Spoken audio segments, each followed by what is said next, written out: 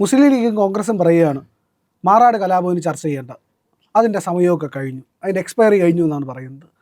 11ഓളം ഹിന്ദുക്കൾ കൊല്ലപ്പെട്ട ഒരു കലാപം, ഹിന്ദുക്കളെ ടാർഗറ്റ് ചെയ്ത് കൊലപ്പെടുത്തുകയായിരുന്നു എന്നുള്ളതാണ് വാസ്തവം. എന്നിട്ട് അതിനെ പറ്റിയിട്ട് ചർച്ച ചെയ്യാൻ ഇനി പാടില്ല എന്ന് പറയുന്നത് ഇതിനൊരു എക്സ്പയറി ഡേറ്റ് തീരുമാനിക്കുന്ന ആരാണ്? ഇപ്പോൾ എക്സ്പയറി ഡേറ്റ് തീരുമാനിച്ചിരിക്കുന്നത് മുസ്ലിം ലീഗും കോൺഗ്രസും കൂടിയാണ്. അവരാണ് പറയുന്നത്. പിന്നെ അവരോടൊപ്പം നിൽക്കുന്ന പുരോഗമനവാദികളും ഉണ്ട്. അവർ പറയണത് ഇതൊക്കെ കഴിഞ്ഞു പോയതല്ലേ, അപ്പോൾ കഴിഞ്ഞു പോയ കാര്യങ്ങളെക്കുറിച്ചൊക്കെ ഒന്നും നമ്മൾ ചർച്ച ചെയ്യരുത് എന്നാണ് പറയണത്. പക്ഷേ ബംഗാളിലെ ഡയറക്റ്റ് ആക്ഷനിൽ കൊല്ലപ്പെട്ടവരെക്കുറിച്ച് ചരിത്രത്തിൽ നമുക്ക് ചർച്ച ചെയ്യാം, ഒരു പ്രശ്നമില്ല. പക്ഷേ 1921 മാപ്പിള കലാപത്തിൽ കൊല്ലപ്പെട്ടവരെക്കുറിച്ച് ചർച്ച ചെയ്യാൻ പാടില്ല, അതിൻ്റെ എക്സ്പയറി ഡേറ്റും കഴിഞ്ഞു. ഗുജറാത്തിലുള്ള കലാപത്തിൽ കൊല്ലപ്പെട്ടവരെക്കുറിച്ച് ചർച്ച ചെയ്യുക, അതിൻ്റെ എക്സ്പയറി ഡേറ്റ് ഇല്ല, അതിങ്ങനെ ഇപ്പോഴും ലൈവാണ്. പക്ഷെ വേറൊരു കാര്യമുണ്ടേ, ഒന്ന് ഈ എക്സ്പയറി, ഒരു വർഗീയ കലാപത്തിൻ്റെ എക്സ്പയറി ഡേറ്റ് നിശ്ചയിക്കാൻ ഇവർക്ക് ആരാണ് അധികാരം കൊടുത്തേക്കുന്നത്? അതിൻ്റെ കാലം കഴിഞ്ഞ് ഇനി അത് ചർച്ച ചെയ്യരുത് എന്ന് പറയാൻ ഇവർക്ക് ആരാണ് അധികാരം കൊടുത്തിട്ടുള്ളത്? ഒന്നാമത്തെ കാര്യം. ചേറ്റൂർ ഗോപാലൻ നായരുടെ പുസ്തകം, അദ്ദേഹമാണല്ലോ ഇതിനെക്കുറിച്ച് എഴുതിയത്, മലബാർ കലാപത്തെക്കുറിച്ചുള്ളൊരു ആദ്യത്തെ പുസ്തകങ്ങളിലൊന്നാണ്.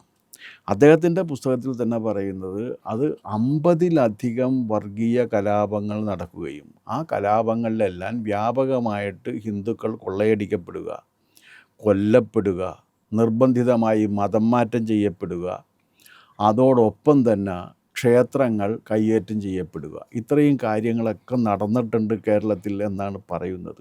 ഗുരുവായൂർ ക്ഷേത്രം കൊള്ളയടിക്കപ്പെട്ടിട്ടില്ലേ കയ്യേറിയിട്ട് ടിപ്പുവിൻ്റെ കാലത്ത്? ടിപ്പുവും അദ്ദേഹത്തിൻ്റെ പിതാവ് ഹൈദരാലിയും കൂടി ചേർന്നിട്ട് 8000-ഓളം ക്ഷേത്രങ്ങൾ ദക്ഷിണേന്ത്യയിൽ കൊള്ളയപ്പെട്ടു. ലക്ഷക്കണക്കിന് ഹിന്ദുക്കളെ നിർബന്ധിച്ച് മതം മാറ്റി. മതം മാറാൻ വിസമ്മതിച്ചവരെ കൊന്നു. ഇതൊന്നും നമ്മൾ ചർച്ച ചെയ്യരുത്, ഇതൊന്നും ഓർക്കരുത് എന്നാണ്. ഇതിനൊരു പാറ്റേൺ ഉണ്ട്. എന്താണ് ആ പാറ്റേൺ? കൊല്ലപ്പെടുന്നത് ഹിന്ദുക്കളാണ് എന്നുണ്ടെങ്കിൽ ആ കൊല്ലയെക്കുറിച്ച് നമ്മൾ ഓർക്കാൻ പാടില്ല, പറയാൻ പാടില്ല, ചോദിക്കാനും പാടില്ല. ഇതാണിതിൻ്റെ ചുരുക്കം. മറുഭാഗത്താണ് ഇങ്ങനെ സംഭവിക്കണമെന്നുണ്ടെങ്കിൽ അത് ആവർത്തിച്ച് ചർച്ച ചെയ്തുകൊണ്ടിരിക്കണം, അത് എപ്പോഴും നമ്മൾ നോക്കിക്കൊണ്ടിരിക്കണം, എല്ലാ സന്ദർഭങ്ങളിലും അതിനെ ചൂണ്ടി പറഞ്ഞുകൊണ്ടിരിക്കണം. ഇതൊരു ഇരട്ടത്താപ്പാണല്ലോ, ഇതൊരു ഇരട്ടത്താപ്പാണ്. മാറാട് കലാപത്തെക്കുറിച്ച്, കാരണം അവിടുത്തെ അരയ വംശഹത്യ നടത്തിയത് 11 പേരെ കൊന്നു, ചുമ്മാ വെട്ടിക്കൊല്ലുകയാണ് ചെയ്ത്. അതിലെ പ്രതികളാരായിരുന്നു? അന്ന് ഭരിക്കുന്നത് ആരാണ്?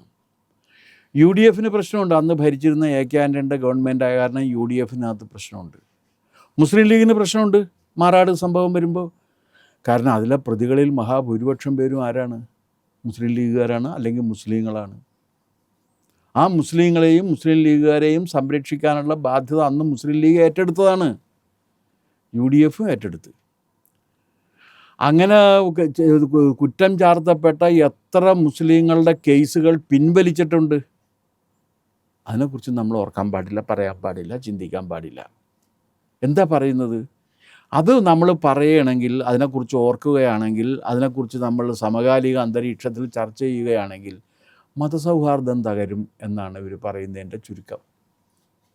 അപ്പോൾ ഒന്ന് ചോദിച്ചോട്ടെ, ഈ മതസൗഹാർദ്ദവും സെക്കുലറിസവും നിലനിർത്താനുള്ള ബാധ്യത കൊല്ലപ്പെടുന്ന ഹിന്ദുക്കൾക്ക് മാത്രമുള്ളതാണോ?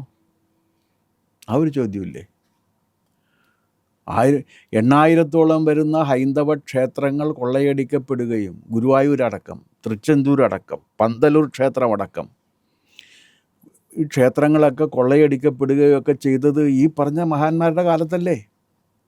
ഇങ്ങനെ വ്യാപകമായിട്ട് ക്ഷേത്രങ്ങൾ കൊള്ളയടിക്കപ്പെടുക, മതം മാറാൻ വിസമ്മതിച്ചവരെ വെട്ടിക്കൊല്ലുക, ചവിട്ടിക്കൊല്ലുക, ഇതൊക്കെ ചെയ്തു കഴിഞ്ഞാലും അതൊന്നും ഓർക്കാനേ പാടില്ല, അതൊന്നും പറയാനും പാടില്ല, അതൊക്കെ മറക്കണം. മറക്കാൻ ബാധ്യത ആർക്ക് മാത്രമാണുള്ളത്? മറക്കാനുള്ള ബാധ്യത ഹിന്ദുക്കൾക്ക് മാത്രം. ബാക്കി അവരൊന്നും മറക്കുന്നില്ല.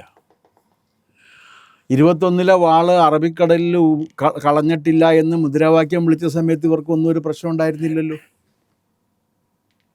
ഓർക്കണ്ടെന്ന് പറഞ്ഞോ? ഓർക്കണ്ടെന്ന് ഇവരാരെങ്കിലും പറഞ്ഞു? ആ വാള് ഞങ്ങൾ ഇപ്പോഴും എടുക്കുമെന്നാണ് പറയണത്.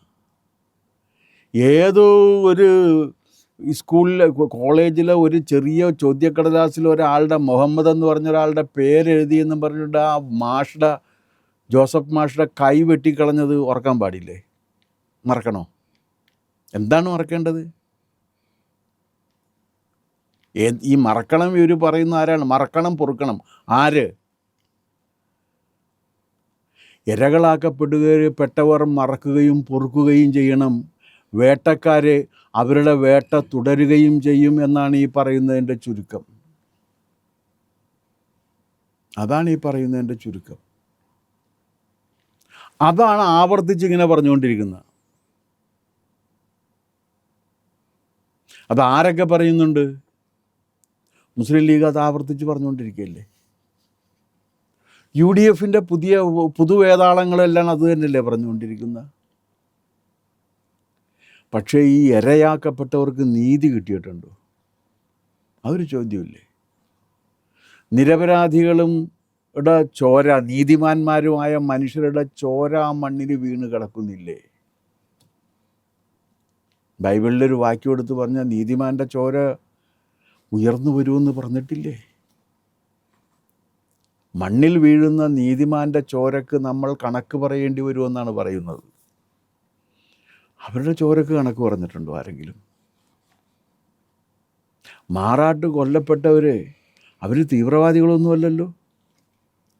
അന്നന്നത്തെ അപ്പത്തിന് കടലിൽ പോയി മീൻ പിടിച്ച് ജീവിക്കുന്ന പാവപ്പെട്ട മത്സ്യത്തൊഴിലാളികളായ അരയന്മാർ, അവരാണ് 11 പേര് കൊല്ലപ്പെട്ടത്.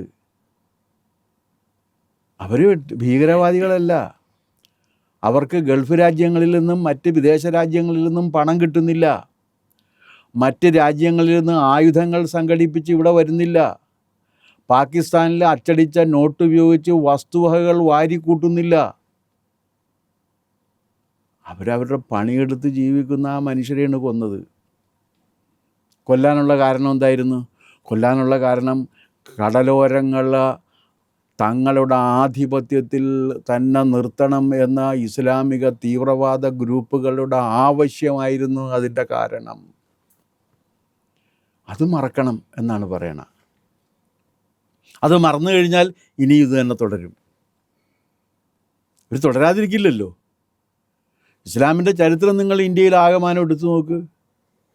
ഡയറക്റ്റ് ആക്ഷൻ എങ്ങനെ? ഇപ്പോൾ ഡയറക്റ്റ് ആക്ഷൻ മറക്കാൻ പറഞ്ഞേക്കണാണല്ലോ. ഡയറക്റ്റ് ആക്ഷൻ എങ്ങനെയാണ് നടത്തിയത്? സുഹ്രവർദിയുടെ നേതൃത്വത്തിൽ പോലീസിനെ പിൻവലിച്ചുകൊണ്ട് ഇസ്ലാമിക തെമ്മാടികൾക്ക്, അവരെ തെമ്മാടികളെന്നല്ലേ വിശേഷിപ്പിക്കാൻ പറ്റുള്ളൂ, അവർക്ക് ഹിന്ദുക്കളെ വെട്ടിക്കൊല്ലാനുള്ള അവസരം ഒരുക്കി കൊടുത്തത് ആരാണ്? ഒരു ഭരണാധികാരിയാണ്. അതും മറക്കണം നമ്മൾ. കാരണം എന്താണ്? അത് മറന്നിട്ട് വേണം നമുക്ക് മതസൗഹാർദ്ദം നിലനിർത്താൻ. അത് മറന്നാലേ നമുക്ക് സെക്കുലറിസം നിലനിൽക്കാൻ കഴിയൂ. അല്ലെങ്കിൽ സെക്കുലറിസം ഉണ്ടാകില്ല. ഇതെന്ത് ന്യായമാണിത്? ഇതാണ് പുണ്ണിൽ സെൻറ്റ് തേക്കുന്ന പരിപാടി. ഇത് ചർച്ച ചെയ്യപ്പെടണം. ചർച്ച ചെയ്യപ്പെട്ടിട്ട് ഇത് തെറ്റാണെങ്കിൽ തെറ്റാണ് എന്ന് ആവർത്തിച്ച് പറയുകയും ആ തെറ്റ് തിരുത്തുകയും വേണം. അതുണ്ടാക്കിയെടുക്കണം. അല്ലാതെ പുണ്ണിൽ കൊണ്ടേ സെൻറ്റ് തേച്ചിട്ട് നല്ല മണം എന്ന് പറഞ്ഞു നടന്നിട്ട് കാര്യമായില്ല. ഇത് പുണ്ണിൽ കൊണ്ടേ സെൻറ്റ് തേക്കാണ്. കാരണം ആ മുറിവ് അവിടെ ഇല്ലേ? ഇവർ ആരെങ്കിലും അന്വേഷിച്ചിട്ടുണ്ടോ ആ മനുഷ്യരുടെ മനസ്സിൽ നിന്ന് ഈ മുറിവ് മാഞ്ഞു പോയിട്ടുണ്ടോ എന്ന് ഇവരാരെങ്കിലും അന്വേഷിച്ചിട്ടുണ്ടോ? ഇല്ലല്ലോ. ഇവരവർക്ക് വേണ്ടി എന്ത് ചെയ്തു? ഒന്നും ചെയ്തില്ലല്ലോ. എന്നിട്ടാണ് പറയണ മറക്കണം. എക്സ്പയറി ഡേറ്റ് കഴിഞ്ഞു പോയി. എക്സ്പയറി ഡേറ്റ് ഇവരാണോ തീരുമാനിക്കുന്നത്? അല്ലല്ലോ.